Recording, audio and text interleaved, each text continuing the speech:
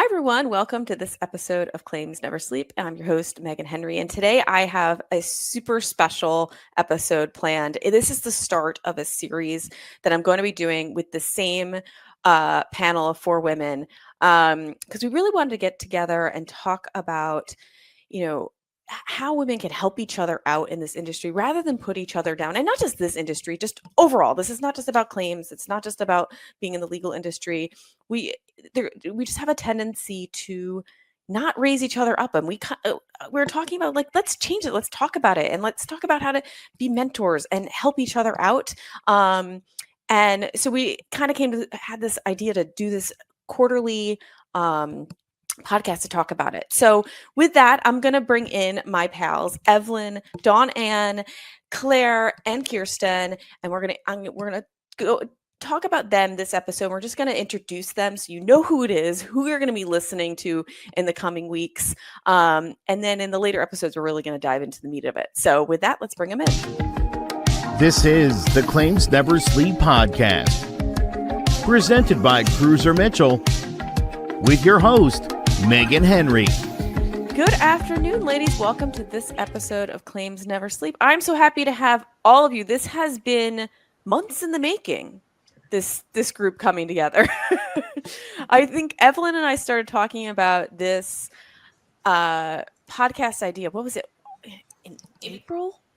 May? Yeah, maybe late spring. It's definitely been a long road of a huge evolution in a labor of love, but I'm excited that we're all here together.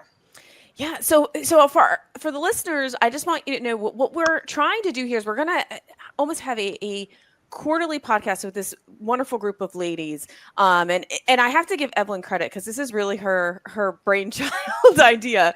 And I'll get the floor to you, Evelyn, and I'll introduce everyone in a few minutes. But why don't you just tell us what your thought was when you came to me about this idea, and this is how we kind of brought this group of women together and decided to do this quarterly chat amongst us.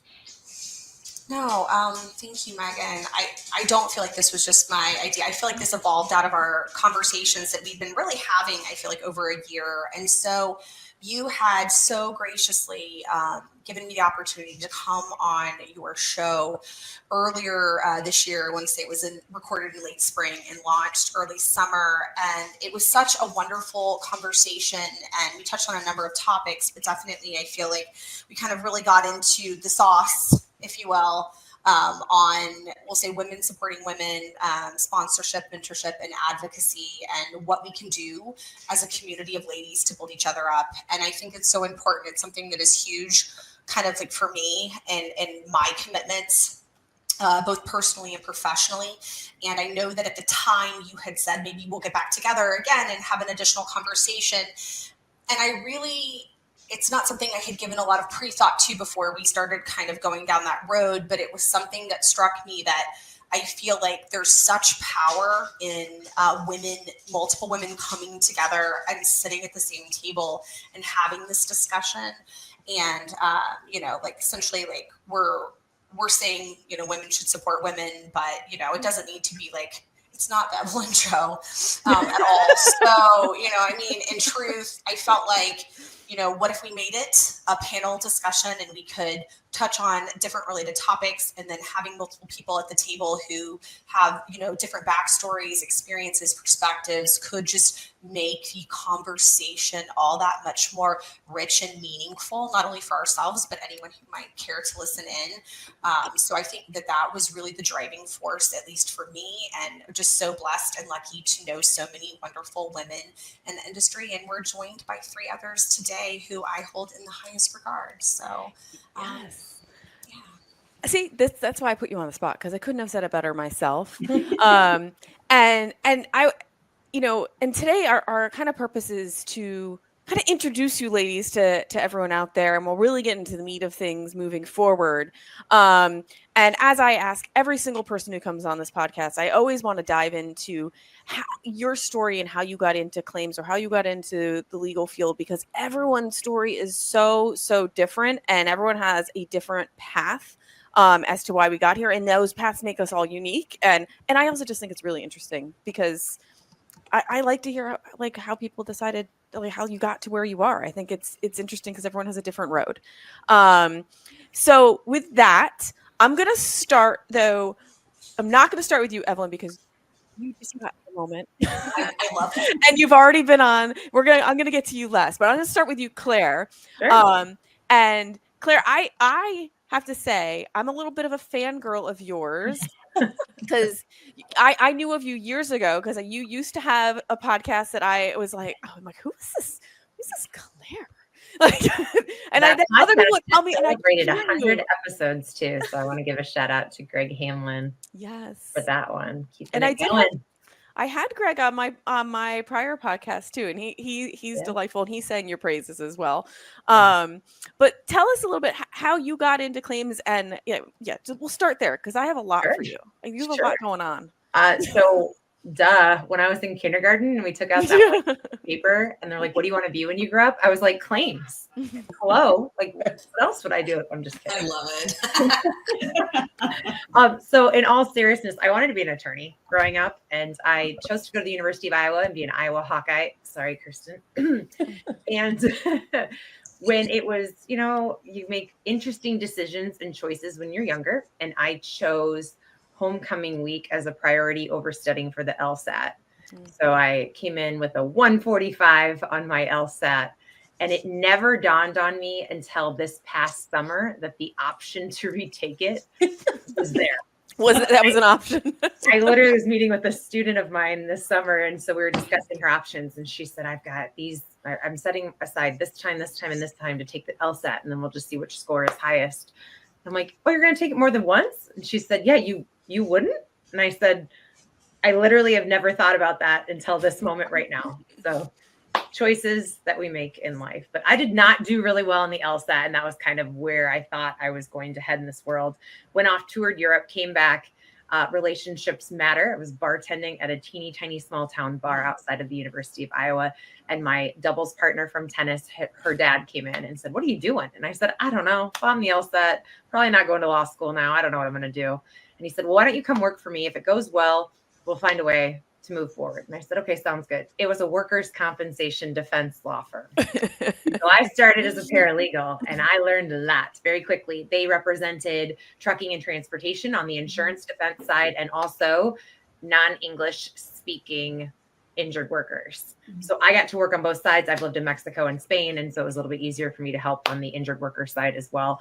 And then kind of just fell in from there, decided that I needed to get out of college town. So I came to Des Moines, Iowa, got my master's specialist at Drake University, where I'm now a professor. But I went into the claims side on the TPA world. And I did that for a long time until there are certain leadership moments where I like to call it being brave. And I've made those leadership moments that are pretty brave to make the jumps. And they're usually initiated by someone else saying, hey, what if you just tried this? Mm-hmm. And so I did the leadership jump that we see a lot of people do here, and was able to run my first department.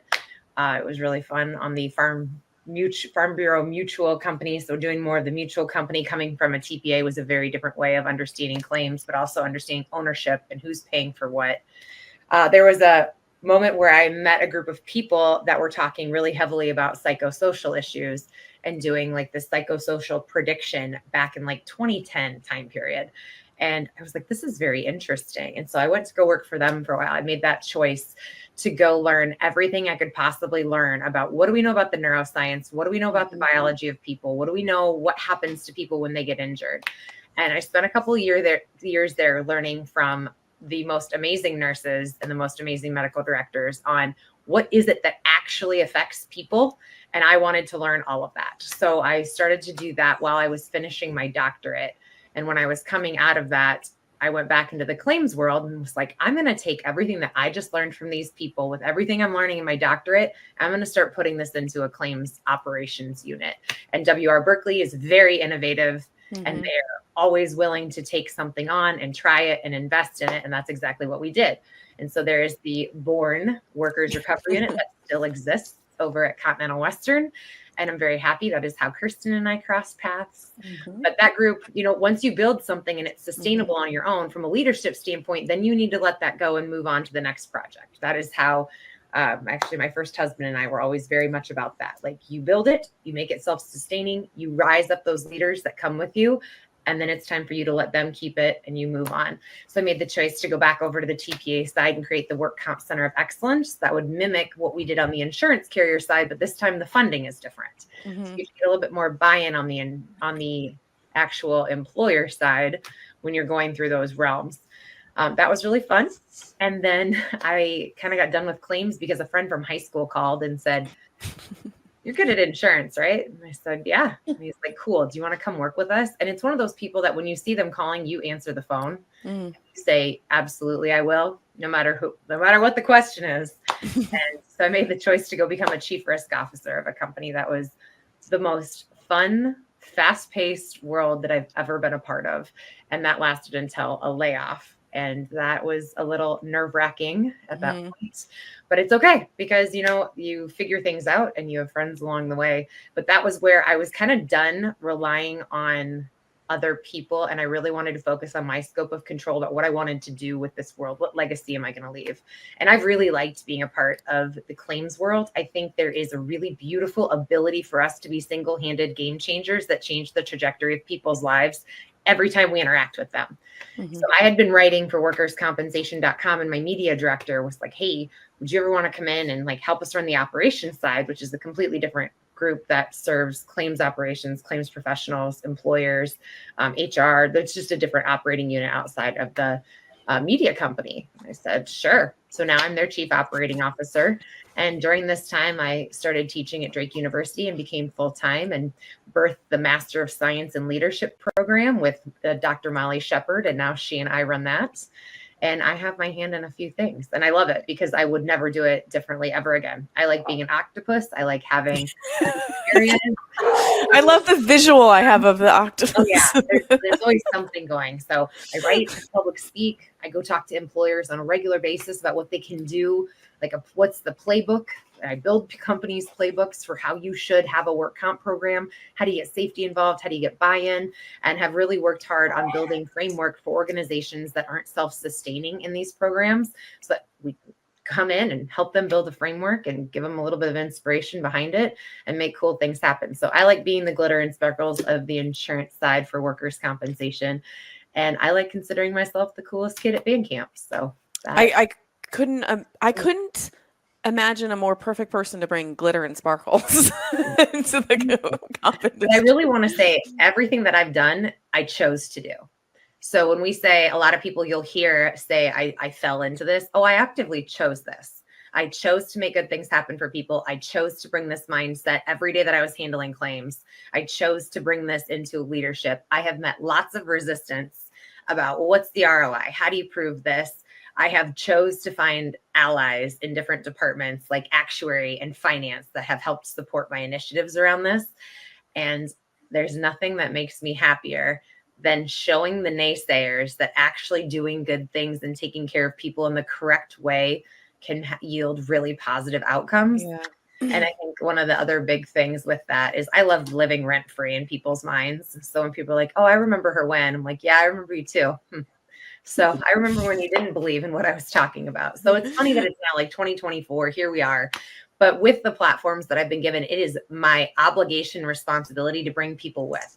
So earlier this year, I did a You Should Know Her series through the media company side of workerscompensation.com and got to highlight people like Evelyn and people like Kristin of these amazing women that exist in our space and what they are doing to help put good out into the workers' compensation world and the claims world when it's not necessarily thought of that, because now it's like my time to go invest back into students, into people, of showing this is a wonderful avenue of places to be.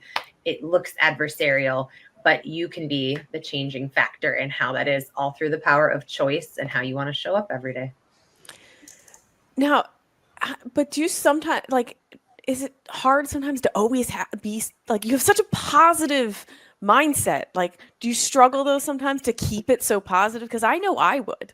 I choose it. Every day you get the power to choose it. I think all of us have our own dynamics that we've been raised in, whether it be generational, whether it be familial, whatever that looks like.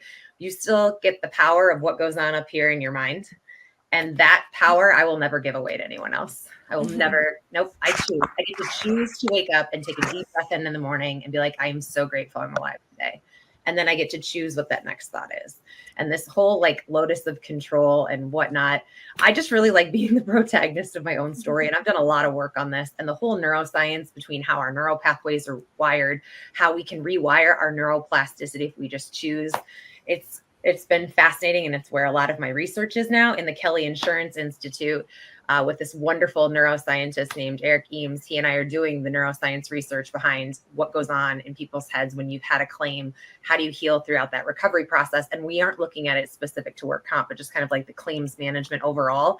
And then how do we market that to people to show them that this is like it's an intangible product, but here's what goes on in your brain and why you need to really understand the focal points that exist with that. So there's so much brain science that goes into this. And so I do a lot of speaking now on leadership and confidence and women in leadership and kids and, you know, just how do you step up into your leadership powers? And so much of it is how you want to wire your brain.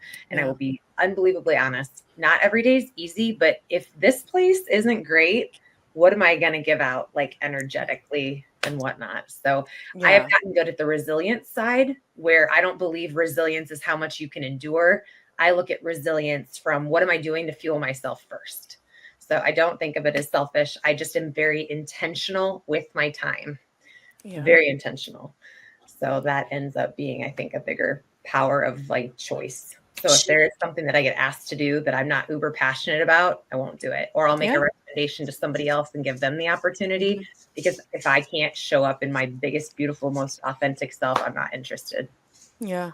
I do want to break in here though and be clear for anyone, and I can't hardly believe there's anyone in the insurance industry that does not know Claire now, but if there are people that don't, she is intentional with her time, and I do see what you're saying, but I also want to make sure that we clarify that Claire is one of the most generous senior leaders in the industry in terms of giving of her time, of her resources, of her connections. And I just think that that's really important to make sure that drop that out there. So. And just one thing before we move on there too is that friend and her dad, like now are they like, oh my God, like it was like that fateful day that they came into the bar, and it totally, I mean, I understand your choices are all intentional, but that changed your trajectory. And are they like, I can't believe I got this? Well, fairness, Chris Sheldrup's daughter Lauren is also phenomenal. She's a PhD. She's like, I mean, they're a phenomenal family that pours into other people, and I have the kindest, most generous hearts at all times. So I was not surprised with that, but I think that's also why one of the reasons that I think I'm so passionate about my students. Like I teach a decent amount in the undergraduate program. And I still have the master's program, and Molly and I both teach full loads in both programs, but I wouldn't want it any other way because we have the ability to help kids. And I'm going to say kids are anybody under age 25. So people can get upset with me, but your frontal lobe is not developed until that age. So in my mind, you're a child until that point. There's just so many things we haven't learned by this point. And there's so much that we have to give them in times where we've kind of handed them a world that isn't as easy to navigate as it might have been for us during our younger years, where we didn't have cell phones that were connected all the time. We didn't have all of this information overload or this instantaneous need or feeling to respond to people where you could just shut off. And so I feel like we have such a duty and an obligation to give them everything that we have and so much more, because they are the future. And I love spending time with them. I try to make sure that they're educated consumers of information in a world where a lot of the information that they're going to get thrown at them is false. So if they say, I saw this on TikTok, I saw this on Instagram, I'm like, I don't care. Where's the proof? Where's the research? Who paid for that? You got to be an educated consumer of information. And I think about all of the skills that we learned that weren't taught. And I try to incorporate those quite a bit. So for example, Evelyn talks about, I'm very intentional with my time. I will always meet with students, but my time is just as valuable, if not more than yours. So when you try and schedule a meeting with me. I want to know what you want from me, what value you want me to add, and how much time you need to accomplish this task. And then I expect you to send me a calendar invite, because if it's not on my calendar, it's not going to happen. But I'm also a big believer in no agenda, no attenda. So I'm not here to just shoot the shit. There's no agenda. Like, what do you want from me? Because there's other people that also want me. And the number one person that I have is my daughter, and she gets me first. So again, I'll give you my time, but what do you want to get out of it? Because it's got to be mutually beneficial. I will gladly give you whatever resources I can. Just, I'm very intentional with my time. And I try to do that with other people too, because it is a two-way respect street. But when you start to look at the world, and maybe it's because I hit one of those milestone ages this year, I really, really, really think time is the only currency we have. It is the greatest gift you can give. I really believe in undivided attention. Simon Sinek has done a lot of research lately about active listening, not the art of listening, where congratulations, you have ears, but putting your phone away, like out of sight, out of mind. So whenever you're engaging with someone, the phone is not even visible in your peripheral vision, and turning it over doesn't count. But there was like research about how much people retain, even if a phone is out or not. Did you guys all just hide your phones? But there's so much into that. And so, like, if we're going to spend a half an hour together, I want it to be a meaningful half an hour where the energy exchanged is mutually beneficial, because I learn so much from these kids on a regular basis too. It's fascinating and it's fun, and it keeps me a consistent learner. And that's what I want. I always want to be learning, growing, developing. And I love the ones that are not hesitant at giving me feedback. I want to be better tomorrow than today. I can't do that if you don't tell me what's working and what's not. Yeah. I love that you do that you are teaching them those values, because nobody else is.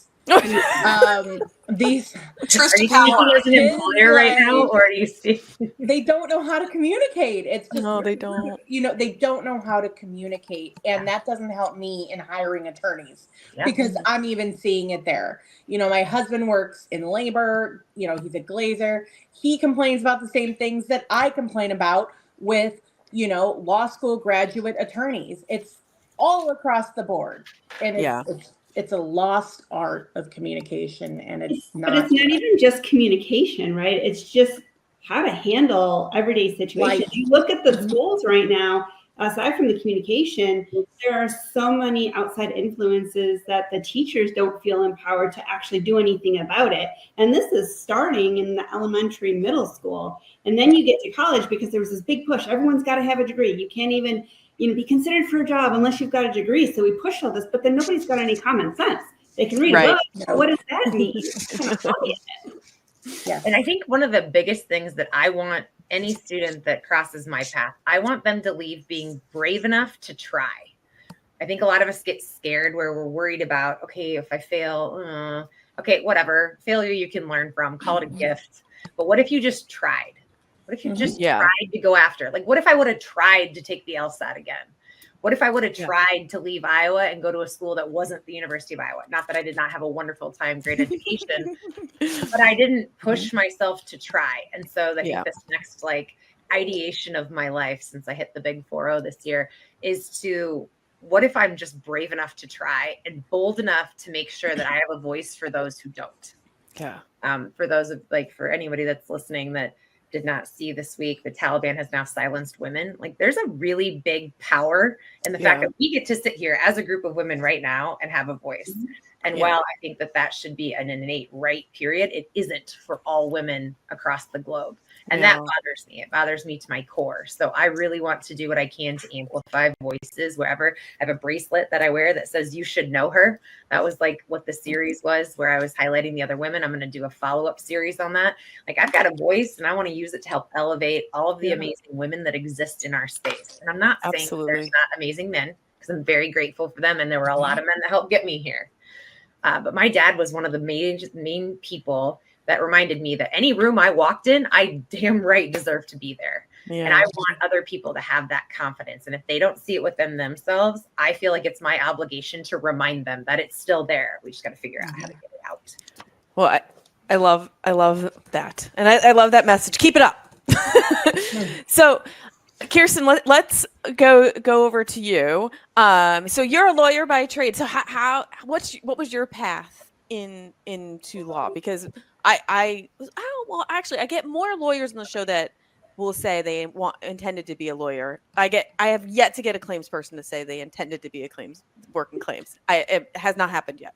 I mean, I can tell you, I didn't. FYI, if I was an attorney, I would have gone that route. I would have wanted to be just like Kristin. My aspirational. I didn't want to be an attorney. I thought I was going into finance. I didn't want to go to school for an extended period of time. I wanted to get out, start making money. And I took, the classes my freshman year, and I was not all in my freshman year. Okay. I had classes Monday, Wednesday, Friday. Put it lightly. I was off on Tuesdays and Thursdays, and I just thought I didn't have to go to class on Fridays. And that didn't do well. And after that first semester, my mom said, "You will be coming home if your grades don't come up." I go, okay, let me figure out what I'm doing here. So, and I was always like top of my class in high school and everything, but it was just like that initial freedom. And I went to career counseling and took, all the tests, and like my top 5 things were different attorneys. And I was like, well, I guess I was going to go get my master's. So it's 1 more year. Okay, great. And I remember my roommate laughing at me going, "You can't even go to class and you're going to go to law school?" And I was like, yes, I am. And that was it. That, I applied everywhere, and Valparaiso University, which, I'm in Valpo now, because I grew up in Northwest Indiana. That was where it happened. I made some really great friends there. But I am like, nothing that you learn in law school, I feel like, is relevant to the practice of law. And I think my internships and my law clerking, like, I had these big goals. I'm gonna work corporate law, and I'm gonna come out and work in Chicago and make 6 figures right away. And no, that didn't happen either. 9,000 hours a week. Yeah, the legal profession was flooded. I was doing clerkships, I was doing internships, and I was actually working for a local attorney here in town doing plaintiff side of work comp, personal injury, criminal defense, Social Security, disability. And he said, "Hey, pass the bar and you can come on and be an associate for me." So I did that. Did I ever expect that's what I would be doing? No, but it was a job. And a lot of my friends, A, didn't pass the bar, and B, didn't have jobs. So I was like, all right, I'll do this. We'll see where it goes. Well, I mean, I was with him 7 years, and then I ended up switching to the defense side, where someone just got home.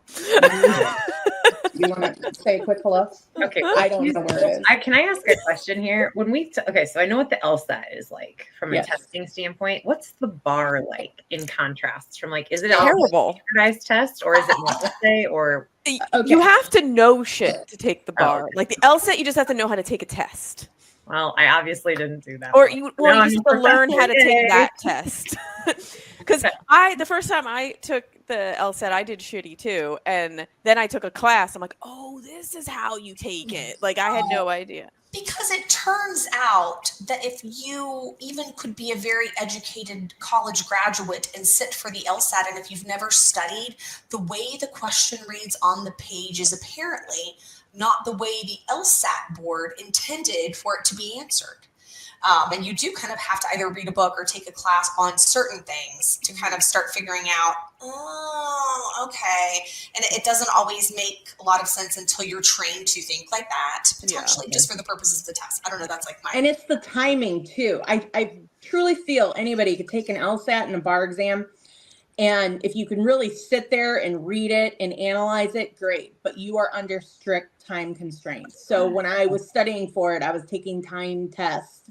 And I didn't think I passed the bar exam the first time, because I had to go down to Plainfield, Indiana, which was like 2.5 hours away. And we went in the morning of, and it's like a big room full of cattle. It's just everybody everywhere. There's people outside chain smoking, freaking out. It was just chaos. And like, you're sitting there going through their flashcards in a panic. Yeah, I might learn it now. And I look at my friend who's with me and I'm like, I'm going to be sick. And she goes, what? I go, I'm not doing well at all. I ran outside because there was a line for the women's room. And this is too much information, but I threw up everywhere outside. And there was a guy chain smoking in his car, and he could have just died. Like, his nerves from seeing me.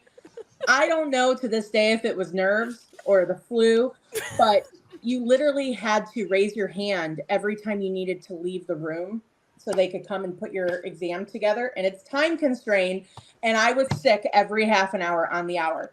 And I'd run out. That first day I left, I went and got Gatorade. I went back to my hotel room, and I remember crying to my mom. I'm like, I'm never going to pass this. And my friends are like, are you going back the second day? I was like, well, hell yes. I mean, I'm going to give it my all. And I passed. I don't know. It was a miracle, but it's a testament to your brilliance is actually what it is. It was a miracle. That would be a resilience of endurance for sure. It was so much time, like so many issues. So yeah, I don't know. I got really tired on the plaintiff side though. Like after 7 years, I felt like I was researching my plaintiffs more than defense was because they were lying to me. And I have a really good reputation and I pride myself on, integrity and honesty.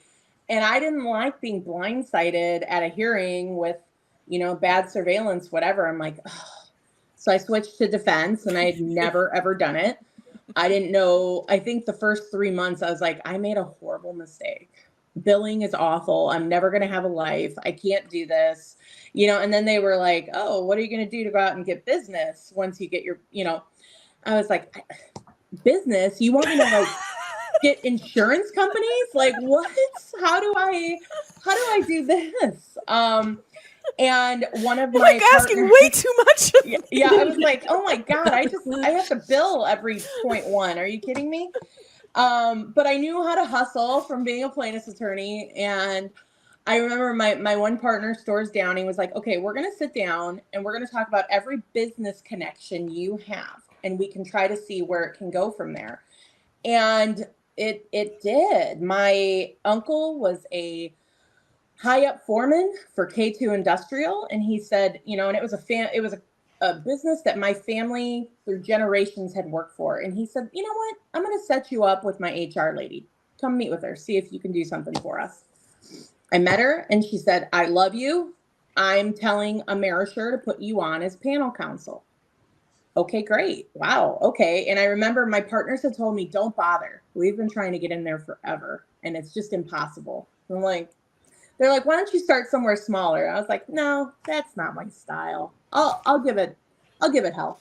So then, we got on panel, went up to Farmington Hills, had the meeting up there. And then I said, okay, well, now we got to get the business. Now I've got to go down and meet all the indie adjusters and, and it's not just meeting them and getting the commitment. It's then getting the files in.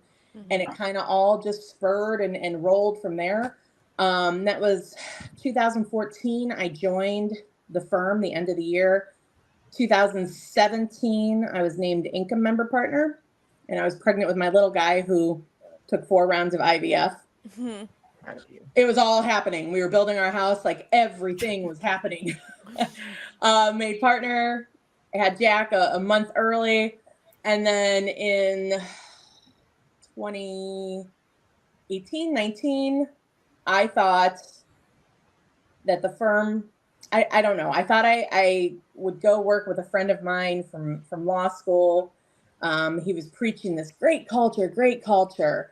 And some of the attorneys from my office were leaving and I left for a month. And my clients, like Claire, yep, absolutely. I'll be right over. Okay. And it was awesome. But I realized that firm was not giving me the support I needed. And, I need stuff done. And this is why my clients like me. And I wasn't really getting that. And I came home to my husband, my small baby. I was like, I made a mistake. I made a major mistake. And, my husband's very, whatever, I support you. I called up the managing partner from my current firm and I said, I made a mistake. I need to come back. And they said, yep, with open arms, come back. We'll talk it out. And then 2 years later, I made equity owner. So I run the Indiana practice. I have a couple offices in Indiana. It all just kind of worked out. But I want more and more and more. My first review, I remember it was like within 6 months of being there. And I remember the partner saying, well, what are you looking for out of this? And I was like, to own the place. And they kind of like, one kind of just spit his coffee out almost, was like, what? I was like, well, I want more and more and more. Like, that's what I do. I want to be the best of what I, am doing. So yeah, that's. Okay, I got a question then. So what does success mean to you as somebody who wants more? And how do you know when you have enough? That's a hard one for me. Knowing when it's enough, like what's more and more and more. I want to know, and it's hard because I have to give up so much to let my associates do work. I think that's supposed to be called delegation. It's so hard too, because it's not to my standard all the time. And I'm trying. But I know I might have a sickness in how I am, but my clients are happy with my services. And I want my clients, me being successful is my clients knowing they can trust me to get the job done. They can call me, they have confidence in me, and I'm going to handle it and get the job done. And then, I'm going to close that one file quickly and get 5 more, because I'm not going to drag it out and bill like most defense attorneys do. That's not my style. I get very irritated when I have to keep following up with the plaintiff's attorneys who aren't doing anything, because it blows my mind as a plaintiff's attorney who my boss used to always say, you got to keep the train going down the tracks, meaning you've got to settle, even though he was never there. I was doing that all. But yes, I, as somebody who did that, I'm like, they're not making money if they're not settling. So I cannot comprehend this. But I don't see, I always, and these are conversations I'll have with Claire, I'll have with Evelyn, because, Claire was one of, my initial clients that came in, and she was cleaning house when she went into Continental Western. She's like, yep, firing the Illinois attorneys from your firm, keeping you.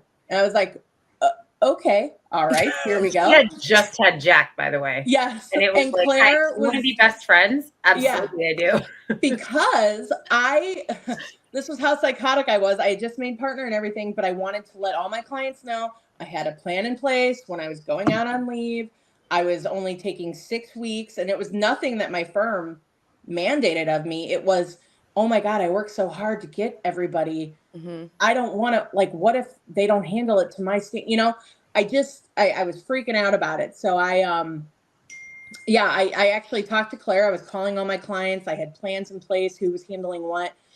And I think Claire was one of the only people that supported my decision to only take 6 weeks and then work at home part-time for 4 more weeks and then come back full-time at week 11. Everybody else questioned me. We had just built a new house. I wanted to keep earning my wages full. At that time, we didn't have a full maternity leave-in like we do now. It was just all these different pressures, but I also liked what I was doing, and everybody questioned me except for Claire. Claire's like, we are now kindred spirits. We are best friends. I support you. And that was it. And she's introduced me to so many wonderful people. And to the point where I'm walking through a CLM annual, and Evelyn, just, nice smiley face, looks at me and she goes, are you Kristin? As I'm walking by.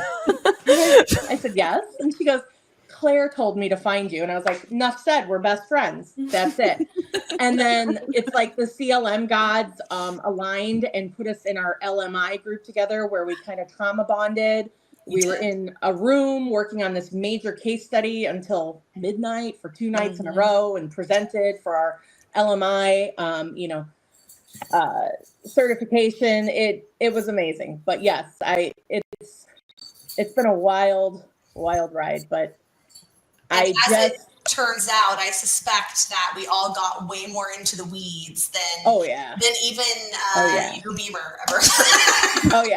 Yeah. So it was good though. It was great. I always say I can teach a young attorney work comp. I can teach anybody work comp. I can teach anybody billing, but I just need them to have the drive, the integrity, and the pride. You know, when I'm looking at new attorney billing every day and I'm like, hey, why'd you bill a 0.4? Oh, I was putting together a desk and a chair at home. Oh, well, isn't that for after hours or the weekend? Or, it's just, or you call a new attorney to talk about something, it's midday and, oh, I'm getting my grocery shopping done. And they're within 2 weeks of starting work here. What? No, you should be at your desk working. Or at least don't tell me you're getting groceries. Right. I do, circling back to what you ladies already said on this call, I do think some of this might be generational. This is stuff I would never have even considered. Right. Being where, and honestly, I'm in my mid-40s and I'm in this industry for 20 years. I'm dating myself, but I still wouldn't consider it. I'm way harder on myself than Dawn-Ann would have been on me when I worked for her, or my current boss, who's like the CFO. So I don't know. I do think integrity matters. It does. Yeah. Well, and so here I like to subscribe to the belief that never give people a reason to question you. Right. Mm-hmm. So I don't know. I go back to that. So this is where, like, we joke, like, I have 3 jobs, or Kristin came back from maternity leave too early. I like what I do. It doesn't feel like work to me. I enjoy it. I love it. I'm ambitious. I'm going to get it. I'm prideful in my work, just kind of to this point. And there's the integrity piece. And I think I laugh about this because I try to get students to understand all of the resources that are available to them, whatever scope they're in. So I try to show them what's available at our university and hope that will transfer over into benefits that they might qualify for with their employer, or what resources exist within their communities. And I am fascinated when I assign something and then they lie to me about doing it. Like, for example, we have a speaking center and a writing center. And I asked them to have an appointment and then tell me, was it worth your time? And people were using ChatGPT to give me an answer. Kids, oh my God. If anyone's listening to this, they send me a report that tells me if you go or not. Not stupid here. Like, checks and balances that exist in a lot of this. But to this point where we're talking about, like, I was building a chair or whatnot, I will give a pass if you will come talk to me face to face. I want you to own whatever you've done, why you missed class, why you're submitting an assignment late, etc. But I want you to say it face to face to me, because I will end up sending you to one of you guys. They will be your employer. Where's your integrity going to lie then? Yeah.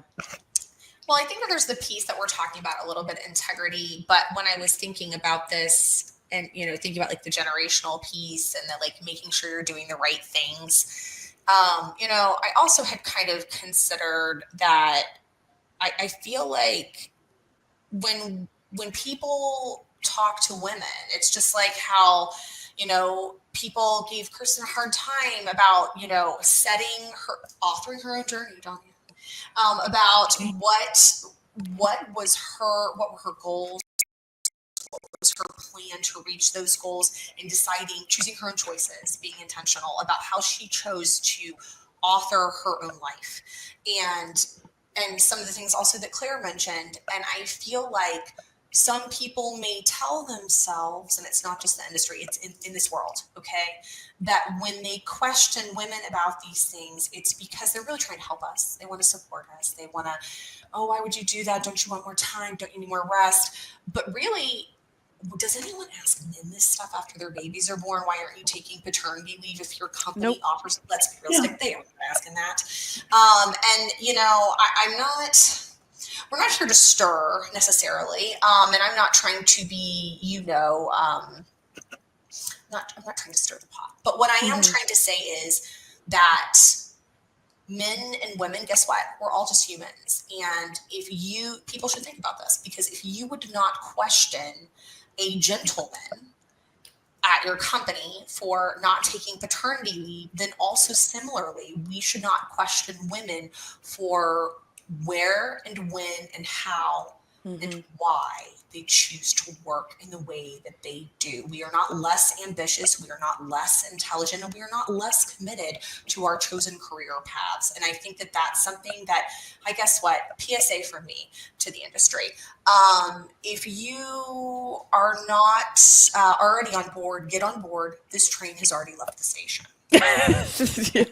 Even if you think about how fortunate we are to be in the environment and country that we are in, those gender biases still exist, right? Even in the home life, we all have children, right? We have families, and even in the schools or just outward, and I'm very active in scouts and stuff.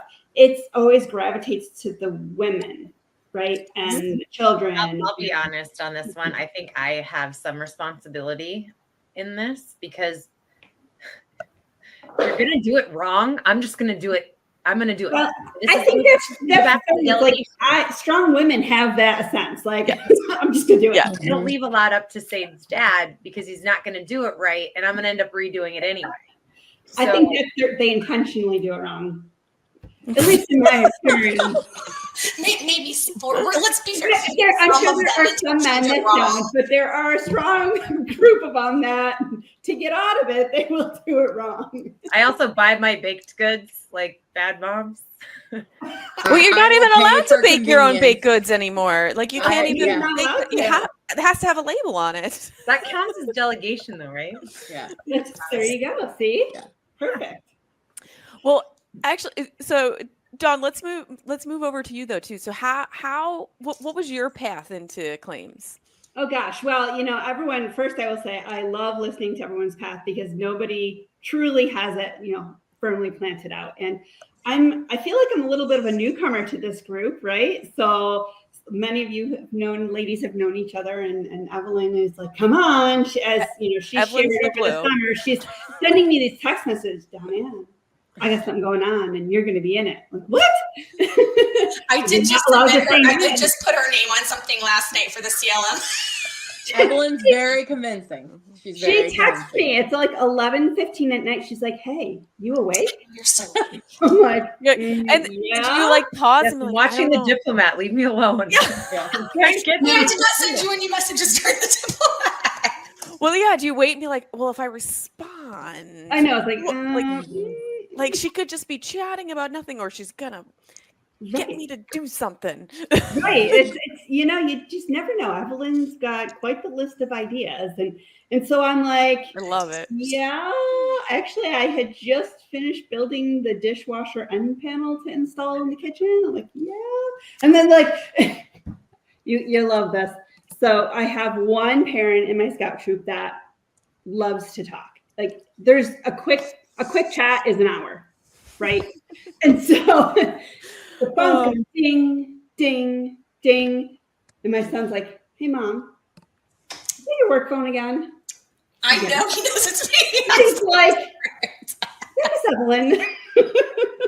Ding. Oh, that's Miss Evelyn. I don't need to look at the phone. It's true.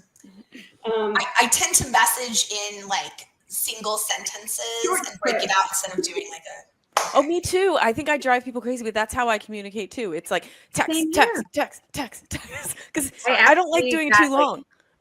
I know it's serious when I get the audio one from Claire. I'm like, something's going down. It's a longer one. I'm like, what's going on?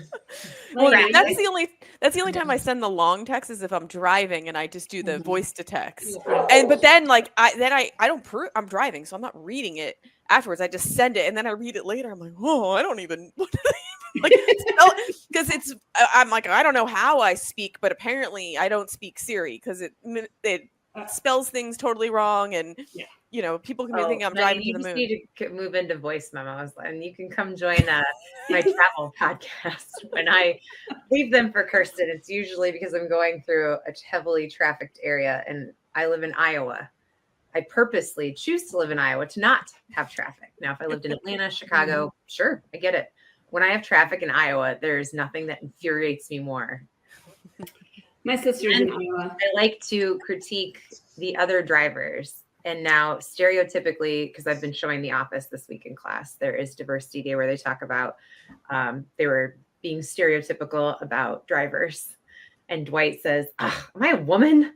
and gets all upset. I don't claim to be a good driver, but again, time is valuable. Get out of my way. Yes. Get out of my way. I have a whole theory about BMW drivers, but that would take an entire episode. Claire might have called me out for being a woman driver when we were, I don't know, wherever we were. And that you can say it if you're the driver, though, right? Like, I'm not great. I had just gotten a Yukon, like a bigger vehicle than my Explorer, and it has black rims that are very unforgiving. So I, might have curbed them a little bit. And then they were getting fixed, and I took my husband's Cadillac much lower to the ground. And 4:30 in the airport, his tires were lower, and I might have curbed his black rims. And I was like, oh my God, I can't even. Like, I was planning to come home and buy a black rim repair kit just so he couldn't tell me the whole woman thing. And Claire did. She's like, have you seen The Office? I'm like, I have a girlfriend in the New Orleans area who we're gonna she's gonna remain nameless, but I love her to death. She also was in claims for a long time.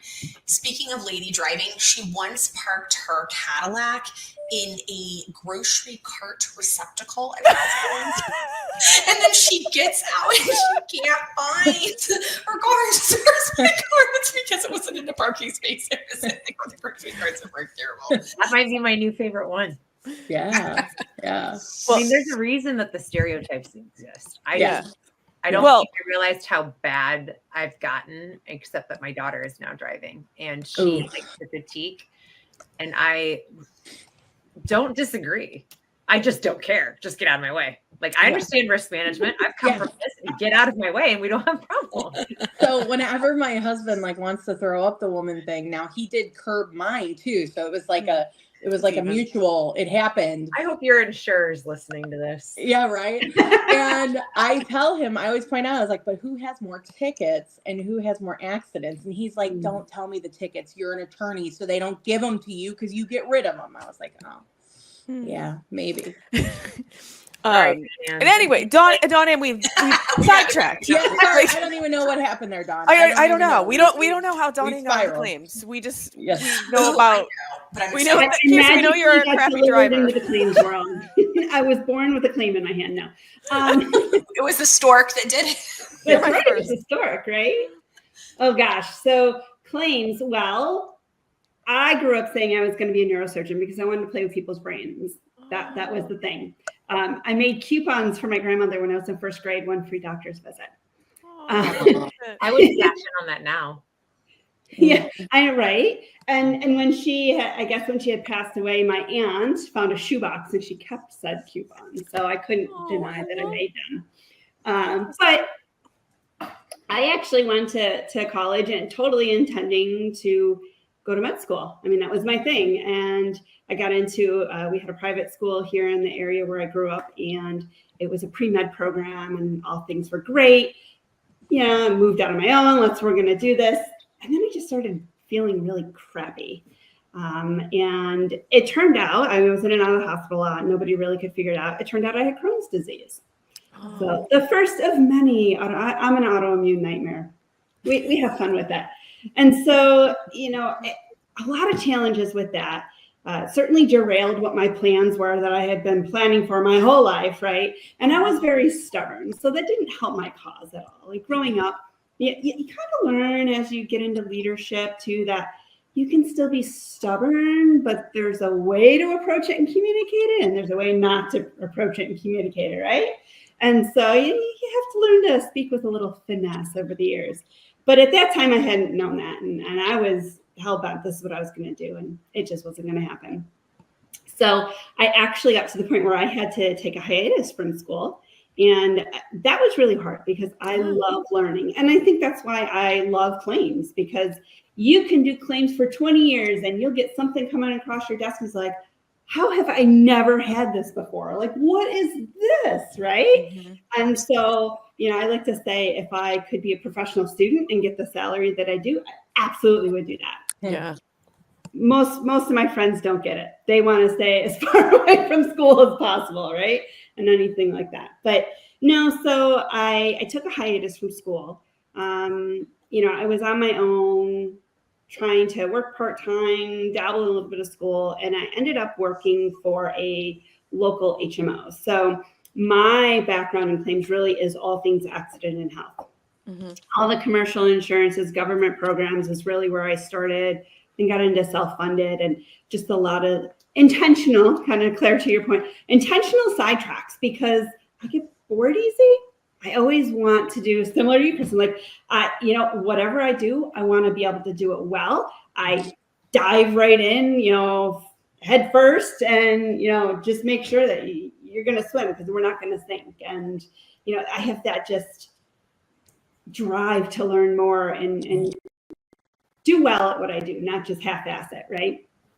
So I started as a claims assistant and befriended one of the VPs. I ended up sitting right outside her office, and I was always asking questions. And she's like, we have jobs that do this stuff, or did you ever think about this, or how about that? So she was really instrumental early on in my career in creating some pathways for me to explore, and was always in my corner. And I just really grew from there. In that first organization I worked for, I was there just shy of 10 years. And my joke is that I've worked in every department there except for HR and finance, but every leadership role has HR and finance. So I knew it all. And I had some challenges to overcome, which to me, I see as character building. As my health would ebb and flow, I had one outside of having my son. I had one disability stint early in my career. Just weird series of events, not knowing what was going on from some new medication. I was out just 6 months, came back, was in a leadership role, and then surprise, found out I was pregnant. And we did in turn lose that baby. But when I came back to work, I had a manager there and came back, and I was like, oh gosh, I just came back. It's a couple months in. Surprise, I'm pregnant. I'm going to be upfront and let her know. And, it's a little... One, you're nervous, right? When I'm in my 20s, right? Mid-20s. And gosh, I just came back and it was unintentional. And then I've got this, and, I don't want to make my boss mad. And, this individual was very surprising in their response and drove me to work harder, because their comment to me was, I'm really happy for you, but maybe you should do the company a favor and resign now, because it might not turn out well. Oh, what? Oh. Well, that's a labor law problem. Yeah. But how do you prove that, right? Right. No. Right. It's a one-on-one conversation. And, shortly thereafter, I moved to another department. I call my VP friend. I was like, what? I think I've got more value to add. And I ended up leading the case management department, which absolutely loved. And I think that move really started to bring things full circle for me, because I started in claims, did a couple of things there, went into case management. Now, it started to bring in those medical elements that I was still, in the back of my head, maybe one day I'll be a doctor, right?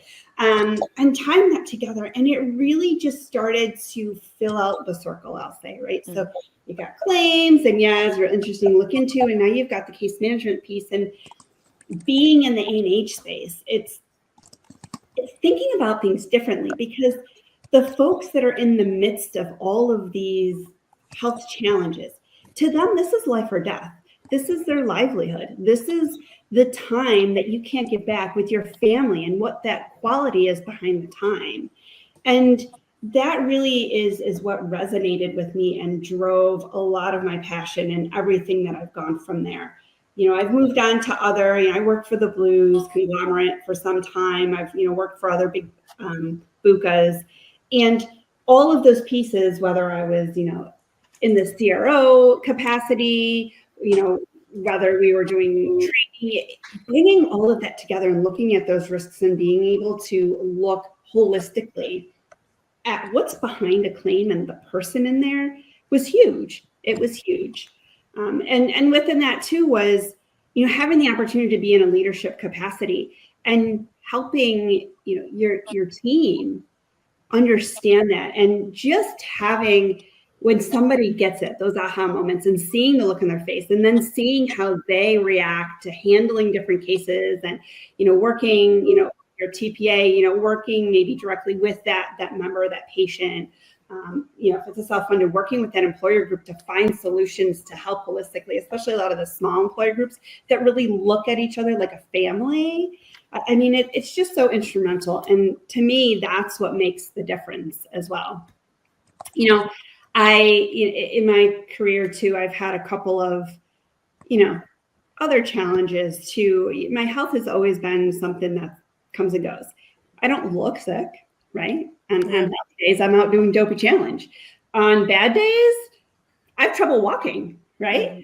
And there's a perception behind that too. I had another leader at one point who was very fixated. It was an organization that was largely male, right? And so she had broke through that barrier very high up, right? And it's like, when you first meet this person, it's like, how did she, I want to learn that. I want to be that person. I want to be there. I want to grow. I want to do more, have a little more impact. And for that person to come up and be like, I know you're striving to do more, but this is going to make a difference. What do you mean? Well, it was some bad days. You can't wear this suit and wear sneakers. It doesn't go. Everyone looks at you. It's an image. Like, what the hell does that have to do with anything? So but again, it goes back to kind of our earlier conversations as well of there is this gender bias and kind of breaking into these barriers and these expectations. You see men walk around with suits and sneakers all the time. Why is it okay for them? Right? Why do you have to be these sky-high heels and be all like, it's not going to happen. And by the way, the sneaker game has vastly improved. I know. They'll never have our podiatrist visits later in life for all of the 5-inch heels that we've worn forever. Terrible. Yes. So Dawn-Ann, when I was interviewing and did leave the firm for a little bit, one of the firms I thought I was going to go to, their law firm leader acted like he was extremely interested, had me drive to a 2-hour away lunch with him, basically wasted the whole day telling me how great I was. And then after the lunch said, yeah, but I just don't think you're a fit with us. And it kind of, I was like, what do you mean? He goes, well, I just heard from some people that you're a little bit too aggressive. Oh, gross. For men to be aggressive, right? And I was like, I'm an attorney. I'm representing my clients, getting them good results. What? If I was a man, this would be okay. And I have never, ever stopped thinking about that. And he has tried to get me to come back to work for him multiple times. And I was like, do you remember? And he's like, yeah, I made a mistake. I'm like, yeah, you did. Well, we're glad that you can own that. Yeah. Yeah. I'm proud of you for admitting your mistakes. Yeah. I made a mistake. That's not quite what I meant. And I'm like, yeah, well. But did you tell him that while he may have made a mistake in his commentary to you, you don't plan to let him be one of yours later? Yes. Yeah. Very. Well, and that's why I'm where I am, So everything works out for a reason. Absolutely.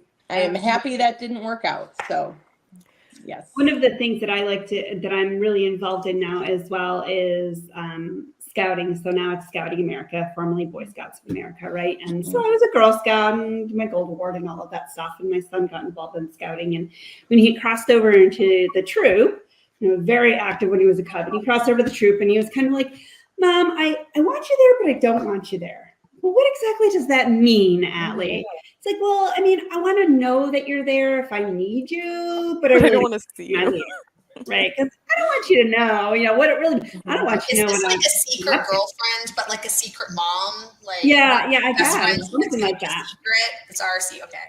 So it was at the time really when Boy Scouts of America expanded to allow female scouts in the pack, they were all aging up to be able to go into a troop. So you could have all male troops and all female troops. So I became the scoutmaster of a female troop. Now I don't have a daughter. And so, at first I was like, well, this is kind of weird and whatnot. But then I looked at it as this is the next generation, right, of young ladies. And what better way to start imparting ideals and, working through challenges and just trying new things at this age, at such an impressionable age, right? Mm-hmm. And really showing them, what it's like to have an adult pay attention to you. Not saying that their parents don't or anything, but it's somebody who's not your parent, right? And actually have an interest and make suggestions and try to shape, how something happens, or be a confidant, or encourage them to try new things that they maybe would not have otherwise tried. And maybe they'll find a new passion or a new skill or something that they really excel at, right? And just really imparting that much earlier. And then that permeates with their friends, right? Mm-hmm. I love that. I mean, and that's, you are with Scouts what I am with my son's football. Mm-hmm. So he's in Pop Warner. Last year was the first year, the coach was sending out, we need a team mom. We need a team mom. My husband's like, don't you dare. Don't you dare. You don't have time for this. I'm like, okay, fine. I'm going to resist. And then coach is like, we really need somebody. So there I went. And then I got sucked into being on the board, on the Pop Warner board as Scholastics director. And now they're like talking to me about being president next year. And he's like, what is wrong with you? Why do you do this to yourself?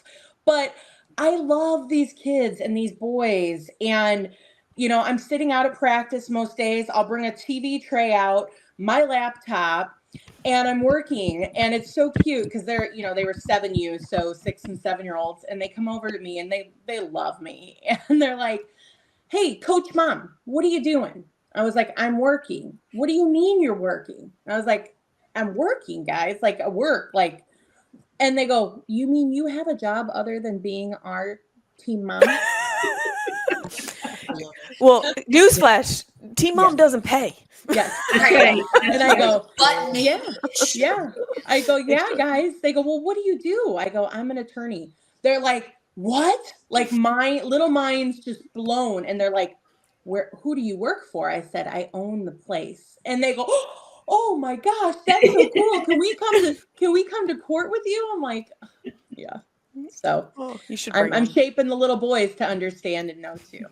But isn't it great though when you see really they're at an age where they're starting to be young adults, right? They're learning different mannerisms and their place, and they are more, especially when they're at young teenage, right? They are more aware, even if they try to admit that they're not, right? Mm-hmm. Of the interactions and the things that are going on and the mannerisms of people and just natural biases, right? And so, something like that just the shock is just like with some of the girls and, hey, let's do home repairs merit badge, and just seeing like all of the stuff, like you can do that. Yeah. Doesn't matter if you're a boy, girl, or, identify as something else. You can do, if you put your mind to it, you can do it. We're all human. Yes. So we can't skip over Evelyn though. No. Evelyn, what's your story? Share your story. I don't know. My story is I was just gonna song you all. Like that's something I say when I quote music lyrics as response, but won't do that. I don't know. I kind of feel like I already somewhat told my story before. I'm sure it didn't include everything. I will not claim to have always known that I was going to get into insurance or claims as a young child. I also, for a time period, thought I would be a lawyer. And even worked at a law firm for insurance defense, mostly general liability and professional lines, med-mal, things like that, right out of undergrad. And very early got into claims, and I started. So I will say I feel very blessed. I'm not just a PNC person or really an A&H person. I have kind of run the gamut, in my career, but I started in group life disability at the Hartford Financial Services and started long-term disability claims. And actually, I will say that had I not had that initial foundation in disability, I think my life actually would be pretty different. And the reason that it was so impactful for me, and I don't know if I shared this when you and I met alone, Meghan, is I have a family member from, that was involved in a catastrophic injury when I was a freshman in college. So that person, I got a call at the University of Alabama when I was there. My freshman year was 18, that person had been in a really terrible car wreck. Driving themselves, wrapped the car around a tree, had to be extricated from the vehicle, had the body, wearing a seatbelt, had been relocated during the accident to the floorboard of the passenger side of the car, and really just went through that as like a teenager and then into college. And when someone who's in your immediate family has that kind of injury, it is a lived experience that, although it's not my story to tell, really, it impacts the entire family, and it's a lived experience that will forever change you. And if you are blessed and you allow it to, it will shape the future of who you will become. And so, we went through all the things. We were blessed. My parents had really good jobs. We had very good insurance. But even if you have good insurance, sometimes when they call in a trauma team to work on somebody at a trauma, like a level 1 trauma center, the ambulance is covered and all of the hospital facility services are covered. But at least back in the day, and this is still true some places, you could have specialist surgeons that are technically out of network come in to work on your child or your sibling or your parent. And then not only are you dealing with trying to figure out how to put your life back together if your child or your family member has been in a coma for 3 weeks and you're told they'll never be the same, and you have to go to outpatient brain injury stuff, you also have to potentially later fight both the insurance company and advocate with the provider's offices to not balance bill you for hundreds of thousands of dollars. So I will say it is not something that I directly had to undertake because, here I am at that point, like a 19-year-old kid, but I had to watch one of my parents do that hard work, and it's not over, as we all know. In a day or a week, it can take months, it can take years to get all that sorted. And it's unnecessary stress is really what it is for people going through a very traumatic time. And so when I got the opportunity at the Hartford, I thought, this could be really interesting, right? Because I had, what we would call a disability situation in my family that was pretty traumatic and catastrophic. And I wanted to see how I would be at claims, if I would like it. And I thought, for a disability standpoint to start, I thought, I like the idea of going out there with the intention of trying to help other people put their lives back together in a good way and help people get, essentially past the trauma. And you're never going to be able to wipe away what has happened, but you can support them in a way that is positive for them. So maybe you're the only bright light they had that week. I've really started, I will say the Hartford's very good, had excellent training, and I started from a place of we're going to do the right thing at the right time for the right reason. It's a credo that I hold to this day in claims and also personally. So I'm not going to say the process, and I think you touched on this briefly before, Meghan, is never adversarial. It can be, especially in litigation and things like that. But I choose to do the right things. I choose to be ethical. I choose to lead teams of people when I have them under me, focusing on we're going to make it right. We're going to do the right thing. And if it's gray, if it's on the line, we're going to err on the side of the insured or the policyholder because that's the right thing to do. Yeah. And so that's kind of for me how it started. And I had experience in long-term and short-term disability as an individual contributor and a manager of others. I worked for a couple of carriers early in my career, I did do some consulting, and I once did recruit lawyers for a year. And we talked about that before.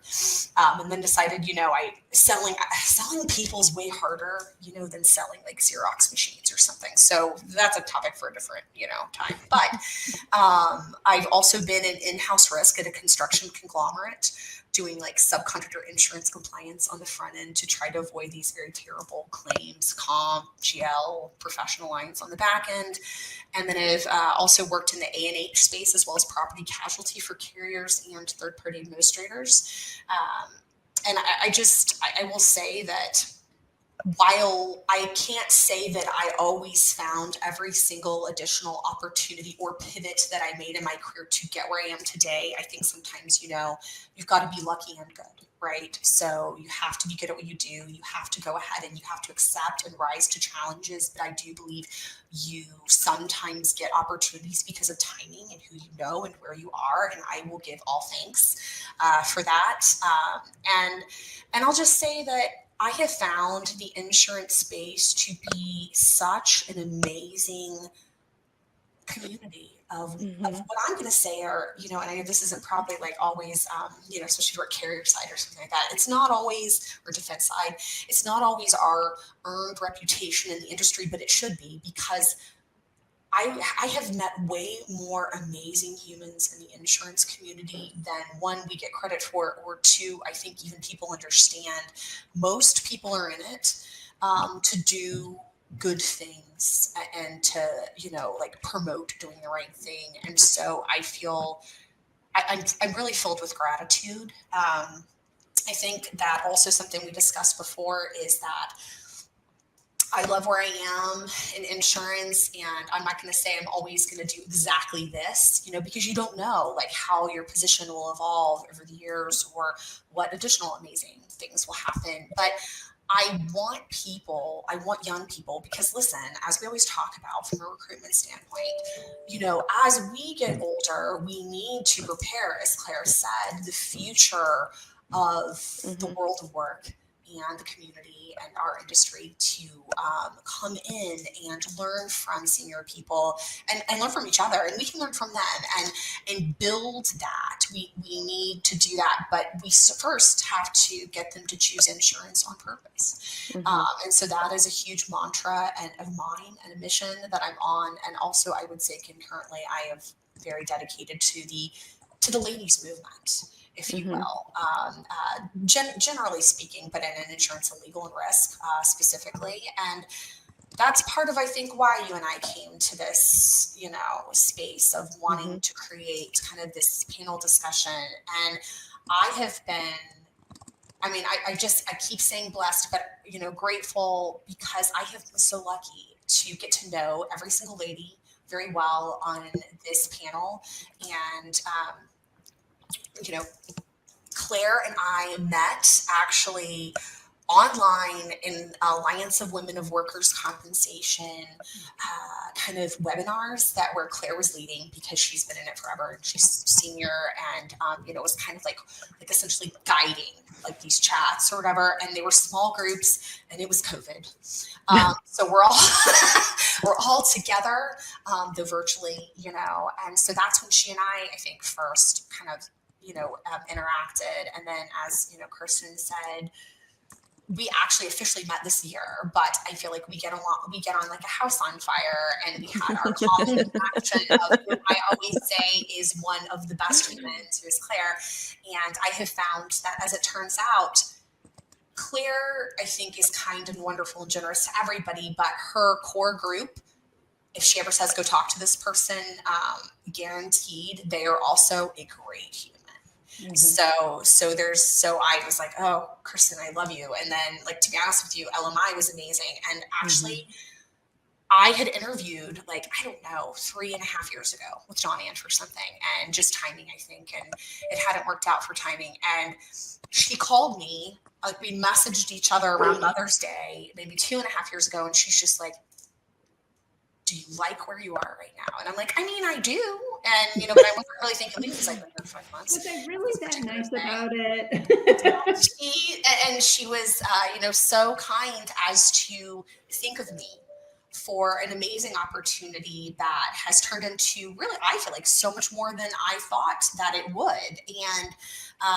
And so, what started as her kind of recruiting me to come into the organization, and I worked for her for a solid 2 years. And while I do not anymore, we work very closely together every week. And I'm grateful because I feel like Crum and Forrester is a great place to work. Yeah. And I stand beside that just because I do think as an organization, as a carrier, we are putting the work in to do the right things and to be innovative. And we care about the human element because that's what's really important. So that's kind of, I guess, my story. I'm sure I have other fun audits that we could share, We will definitely, or there'll be definitely opportunities to share more, because like this is part 1, right? No, I'm so excited. and I'm excited, and and again, thank you, Evelyn, because this was your idea. But I still feel like it was a mutual idea, but okay.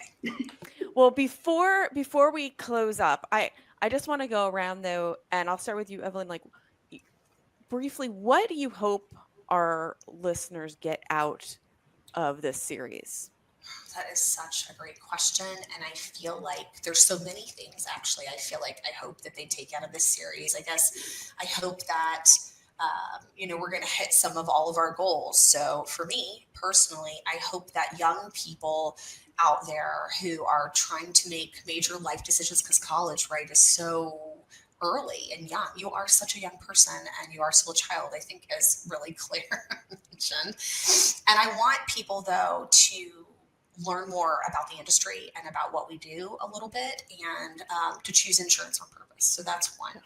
2, I want people that care, or maybe that are on the fence of caring, to learn more about female leadership and mentoring and sponsoring and, reaching out, whether it's to us or somebody else that's in their direct network, to form the ties that bind and to continue to, it's kind of like we're a chain, right? And there's always going to, in my opinion, there's always one more seat at the table. There's always, room to add additional links. And, we get stronger as a group, bringing other people to sit at the table that have, various views and perspectives and backgrounds. And we get stronger the more people we have as a collective.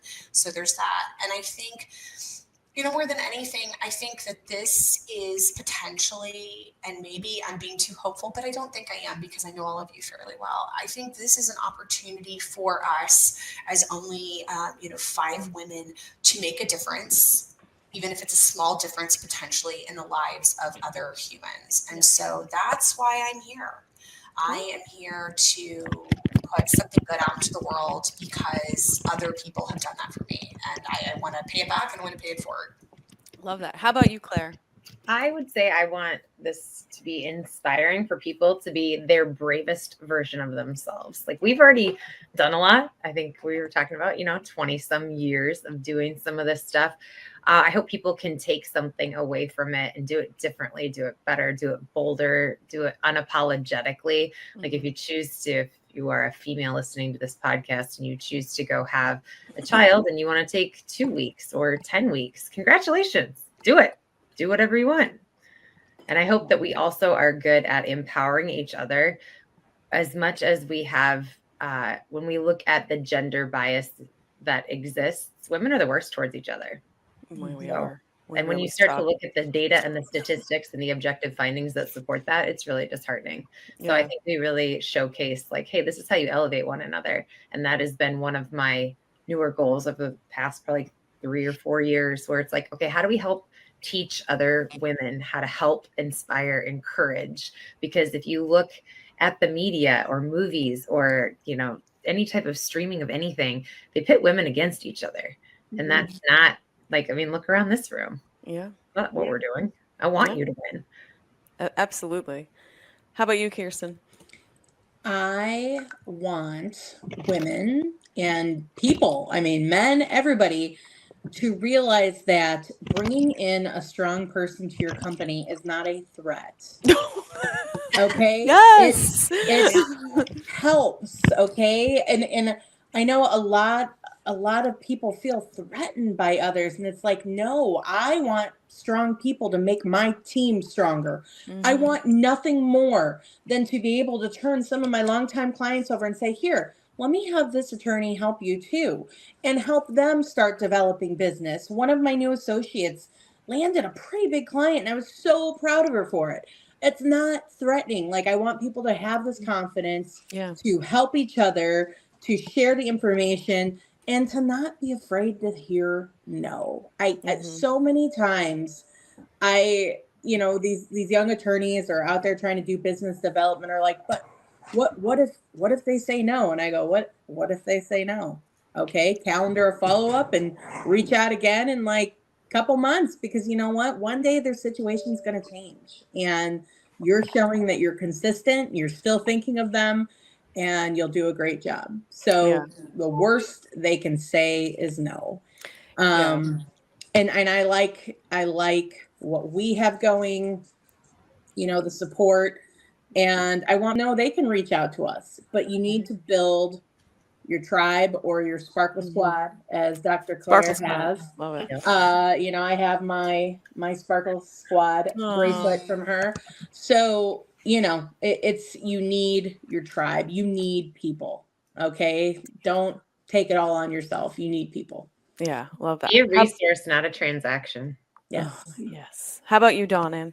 Oh gosh, I have to go last after all of these fabulous responses. I know, it's the worst. I don't think ditto will cut it, right? No. I mean, no, I think the same thing as everybody else. No, honestly, I would say a couple of things. One is that it's okay to challenge the norm and take risks, right? So even listening to all of our stories, nobody woke up and said, I'm going to be, in insurance, right? Probably didn't know anything about insurance, right? Until we had to get our first, car insurance was probably our first real exposure. What, you want to drive? I got to pay for insurance, right? And then you get a little older. Wait, there's this thing called health insurance, right? So really just challenging, not thinking about those gender bias, not being afraid to just jump in. The worst that'll happen is maybe it wasn't your greatest strength, and now or maybe you'll find something that you just were incredibly amazed with and you want to pursue even further, right? I think of my sister. I'm going to throw that out there all the time. She's like, I have no talents. You're the smart one. Totally wrong. You're thinking about this from the completely wrong angle. So, she'll call me up sometimes and be like, oh, I just did this. You'll be so proud of me. But you had it in you all along. You just had to try, right? So that really leads me to one of my other strong hopes out of this is to actually believe in yourself and not instinctively think you're not good enough, right? It would be so challenging. I mean, and maybe it is for any one of us in this room. We are an amazing group of ladies with diverse backgrounds, very accomplished. And any one of us could sit there and listen to each other and be like, yeah, I shouldn't be in this group. Yeah, this isn't good. This isn't for me. I'm not good enough, right? But we don't, because we're relying on each other, and we have gone the next level and recognize that, yeah, there's catty people out there, men, women, doesn't matter. But we need each other to elevate and to push each other so we can be the best that we can be. And I hope others recognize that as well and start to see those opportunities among their own group of peers. Yeah. Well, I love hearing from all of you, and I'm really excited for what is to come. So, just blanketly, I appreciate all of you. I appreciate you taking the time. Your time is valuable, as we've discussed, and to spend it with me for this hour and a half and multiple times going forward. I appreciate you all, but I think we're going to add a lot of value here. So I'm really I'm really, really looking forward to what's to come. And of course, for our listeners, you must tune in. Tune in, like and subscribe to Claims Never Sleep, and keep tuning in to what's to come. Thanks for tuning in today. This is the Claims Never Sleep podcast, presented by Kraiser Mitchell, with your host, Meghan Henry.